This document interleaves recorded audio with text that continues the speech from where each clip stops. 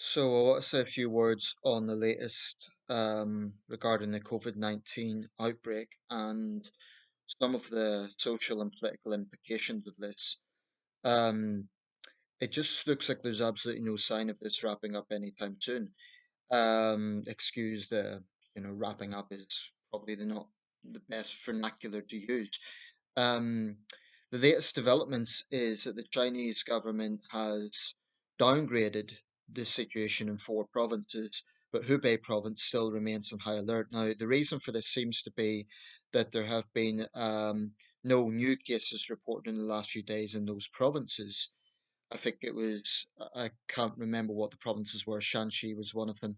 But the point is, in Hubei province, the situation remains as grave. In China as a whole, I believe there are now 70,000 cases. I'm not sure what the figure is worldwide, but the latest is that it's now an emergency situation in South Korea and in Italy. Italy actually has the highest number of cases or the most serious situation outside China. And that's saying something because that's not a neighboring country, that's in the heart of Europe. In fact, the whole region of Lombardy is in lockdown. Um, I'm not sure what the death toll is outside of China, but clearly this is not a situation that is going to go away anytime soon. So, if the Chinese government downgrading the situation in those provinces is some sort of way to mitigate world concerns, it isn't going to work when other countries are now dealing with this. Um, we're now experiencing this. There's been four new cases reported here in the UK.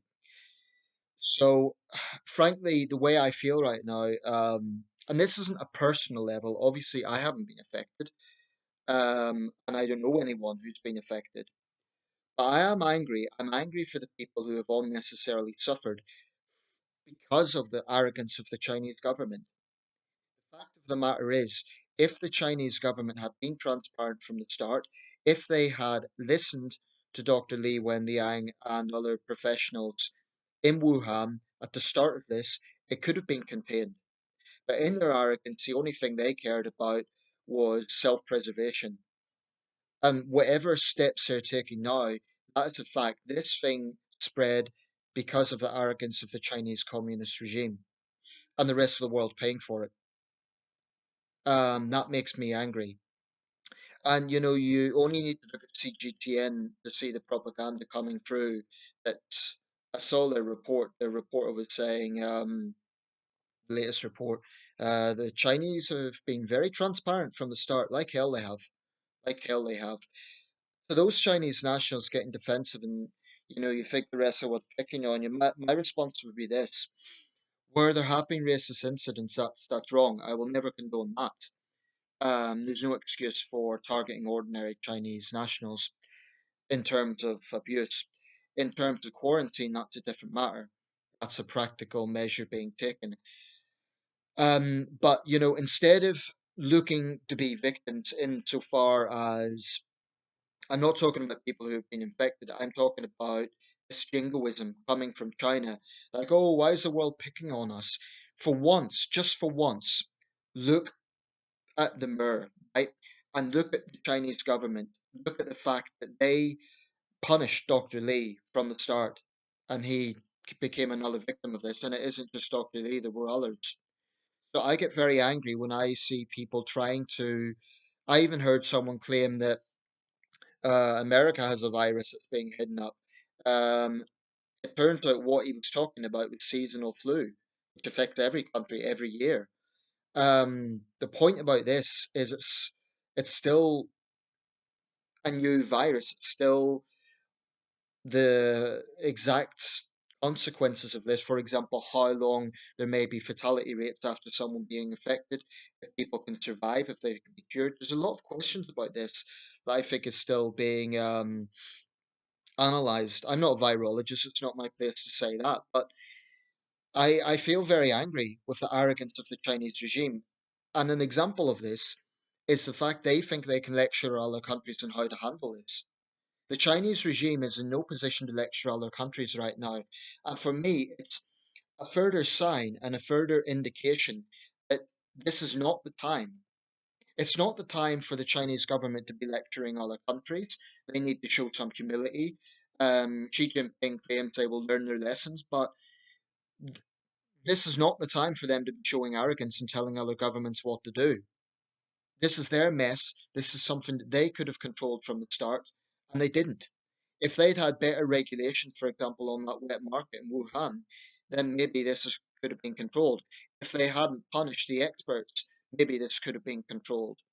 So I feel very angry about the arrogance of the CCP, and I feel angry that the nationalism is still there. What I mean by that is instead of actually looking in the mirror, there are still Chinese nationals who play the victim and say, oh, the world's picking on China. No, it's not actually. Look in the mirror, blame your own government. Okay? I'm not xenophobic. I don't blame ordinary Chinese for this pandemic. That would be ridiculous. Um, but China at this point needs to be showing some modesty because for a long time China's been throwing its weight around. How dare anyone question us? We can do whatever we like. Now the rest of the world is paying for that arrogance. The communist regime may have iron control within China, but there is absolutely no way the rest of the world should be being pushed around by this. This is just an example. This is just an example of how Chinese totalitarianism has an effect outside Chinese borders. Because some people take the view, well, okay, it's a communist dictatorship, but that's their country, we can't tell them what to do. But this shows there is actually direct consequences outside China as a result of that. And I do link this to Chinese totalitarianism because in a democracy where you'd have a lot more transparency, media scrutiny, and so on, I don't think it would have spread in the same way. Um, or at least there would have been more transparency. Um, so whatever practical measures are taken now, that needs to be remembered. And I'm not saying, oh, therefore other governments should just kind of hold that against China. With the priority for other governments right now is to be doing what they can do to contain the virus because it is what it is. But I'm angry because when I look at Chinese social media, still it's all about oh, look how our wonderful government's handling this. The propaganda is right, just as it was on the 70th anniversary of the founding of the People's Republic of China. And what they'll do is they'll talk about how big a crisis it is. So, for example, Xi Jinping has called this the biggest health crisis since the founding of the People's Republic of China. Depends how you look at that. I mean, the Great Famine of 1958 to 1961 cost up to 50 million lives. So, in terms of death, that was, unparalleled, biggest famine in human history. But in terms of, he's probably right in that sense, in terms of it being a public health emergency and in terms of it going around the world. Um, but Xi Jinping, Wang Yi, and other communist officials, they they have no they have no introspection, in my opinion. They will have it in small doses to say, "Oh, well, look, we can criticize ourselves," but the very fact that they feel the need to lecture other countries shows that they just don't have any sense of humility. The only thing the Chinese Communist Party cares about is power. It's the only thing they care about, and it sickens me that we are even before the coronavirus. This was an issue. So much for taking back control. This country is has given the green light to Huawei. We have CGTN operating in London, a network that has aired false confessions. CGTN has a Facebook presence, even though Facebook is blocked in China. The hypocrisies of this is insufferable. Um, and when I see what goes on in that country, when I see children being brainwashed by the nationalism to love the motherland and love the Communist Party, it makes me very angry because this has real world effects. It means that a lot of Chinese, and I'm not going to generalize, I'm not going to say everyone has this opinion, but a lot of Chinese do grow up with this very defensive mentality. Whenever anyone criticizes the Chinese government, they think, oh, you're attacking China. It pisses me off, to be quite honest about it, because you can see this mentality coming through when you have a conversation with people. And I'm not generalizing. I know there are Chinese who know full well the nature of the communist dictatorship. But I do feel that the effects of that instilling of ultranationalism at the education level from an early age, it has an effect. I mean, free Wall Street journalists were thrown out of China this week for doing their job. That's how the Chinese regime is responding by even now, trying to punish foreigners for what ultimately is they may not have caused the virus. You know, it's obviously the virus that caused the virus, but it's their handling of it that does come under question. And the propaganda now, oh, look how wonderful they've been handling it. No. At the start, how did they respond? They decided to punish the messenger. Now, this isn't a trivial thing because it was about 2 weeks that Dr. Lee had warned about this. Only 2 weeks later did they start to take it seriously. 2 weeks, at least. That was the period when they should have really been taking it seriously, getting Wuhan into quarantine at that time. And I wouldn't have criticized them for that. I would have said, okay, that's a practical measure. But the fact of the matter is, their first priority was to punish him. They accused him of spreading rumors, even though he's a professional doctor. So makes me very angry, and I really think that this government needs to wake up. I'm frankly furious with the Johnson administration for bending over backwards to give China what it wants. And successive British governments have done this. And we are now having feuds with our allies, with the US, with Australia. And what the hell for? Because we're bending over backwards for China. It pisses me off. I'm not talking about people to people relationships. I'm not talking about Chinese students or tourists or business people in the UK. I'm talking about our attitude to the Chinese government, and I honestly think we're giving them way too much. I don't think CGTN should be allowed to operate in London after what they done to Peter Humphrey, the British national, whom they aired a forced confession of under duress. I mean, you might say, what's this got to do with the coronavirus? It all links into Chinese totalitarianism. It's all connected. The virus is a pandemic, and yes, a virus can happen anywhere in the world. I'm not saying that's unique to China. It can happen in Western countries as well. Of course, it can. You know, we had the BSE outbreak in 1996. So I'm not saying that the virus itself is unique to China. That's not what I'm saying. What I'm saying is the way a government responds to something. For a government to punish a doctor, I think that would be unthinkable in a democracy. I really do. And if it did happen, then the media would be all over it. You know, there'd be an avenue for whistleblowers. It's just a different dynamic. Um, there's no such thing as whistleblowers in China because they have no avenue. Makes me very angry. But you know, there's social side effects of this as well. In Ukraine, there was an ugly incident this week where locals in a village in Ukraine attacked evacuees who had come from Wuhan. Now, these people, I believe there was over 70 people on this bus. They were Ukrainians. 45 of them were Ukrainian nationals. The other 27, I believe, were from a range of countries: Kazakhstan, Ecuador, Argentina, um, and a number of other countries. So, you know, that's unfortunate. The mixture of ignorance, fear. People, these locals were actually throwing stones at the bus and attacking the police with burning cars and stuff because they were frightened that these people were coming to quarantine near their village. The quarantine center was near their village. And despite the Ukrainian health minister even saying she would spend time with the people in quarantine, wasn't even reported that they had the virus. You know, to try and downplay fears, you know, the anger was still there. There's no justification for that. Must have been a very frightening experience for the people on board. But that's the sort of social consequences this is having. And I don't want to compare it to the Black Death, but if we think, for example, in the Black Death, how Jewish people were scapegoated across Europe and there were violent pogroms.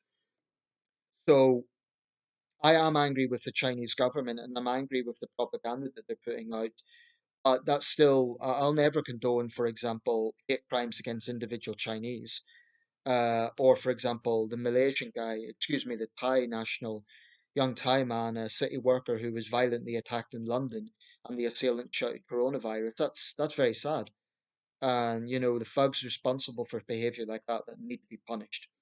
So if you're a Chinese national, and you're feeling the world's against you, the world isn't. Most people understand that it's not the fault of ordinary Chinese, but the anger against the Chinese government is legitimate. And if you're going to defend your government, then I've no sympathy for your position, because the arrogance of the Chinese government has directly caused this. And I think, I take no pleasure from anything that's happened out of this, from people who've died, from people who've been affected. And if this causes a major economic crisis in China, that will affect the rest of the world. So we can't be triumphalists about that, because it will affect other countries as well. But will this lead to serious social reform in China? I don't know. I'm not sure about that, because there's been previous examples where there's been speculation that could happen and it didn't. We cannot underestimate the power the Chinese regime has. Um, because there was some brief anger over what happened to Dr. Li Wenliang, and that seems to have subsided now. Because in China, people only have one source of information, because other outlets are simply blocked off. So I don't think the rest of the world can do much about the iron grip that the CCP has within China. But I do think that other governments have a choice over how much ground we give to the Chinese government. And it infuriates me that we give them so much ground, that we gave them the green light for Huawei, that we gave a green light for CGTN to operate in London, even despite the evidence that they've aired forced confessions. I think we need to be sending out a message to the Chinese government that they can't have everything their own way, and we're not doing that. And frankly, it really pisses me off.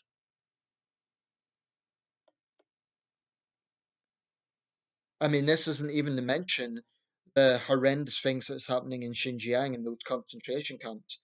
And there's no other word for them, really. So this isn't about xenophobia. I'm not saying that there may well be instances of xenophobia that is ordinary Chinese being targeted. That's wrong. But um, anger against the Chinese government is totally understandable, and I have no sympathy for Xi Jinping or Wang Yi. They're under a lot of pressure right now. I get that, but I've not much sympathy with them, because for years Xi Jinping could have been a reformer, right? He is one of the most powerful men in the world. He could have used that power to be a great leader, to be a reformer. Instead, he chose to be the most totalitarian Chinese leader since Mao Zedong. So I have no sympathy with him on a personal basis. Whatever pressure he's under, democratic leaders face pressure too. So I don't frankly have much sympathy for the Chinese government right now. They're probably feeling humiliated. They're feeling, oh, we need to control this. But they have kind of created this problem of their own making by the way they dealt with this in the beginning. And the rest of the world is paying the price. Now, you may say other pandemics, okay, they would spread around the world and other countries would also suffer. But this issue of how it is handled within China is very relevant. It is. So that's my take. Final few words. If you're Chinese, you know, I understand it's not your fault, okay? But one thing that is damn sure is it's not the fault of other countries. And as Chinese media always does, as the Chinese regime always does, it's already trying to find angles to put this on other countries, trying to say America's overreacting, for example, um, and the other countries are overreacting. And be damn sure that where there are ugly incidents of bigotry towards Chinese nationals, the Chinese government will really, really play that up, because they'll try to swoop in there and make themselves look like, oh, we're defending our citizens. If they really cared about Chinese citizens, they wouldn't have tried to cover this up from the start. And that is criminal. This cover up that occurred in the early days of this outbreak. Only now, if they're reporting on CGTN, but only in the beginning they weren't doing that. So the idea that the Chinese regime is transparent is a bad joke. They're not transparent about anything unless it embarrasses them.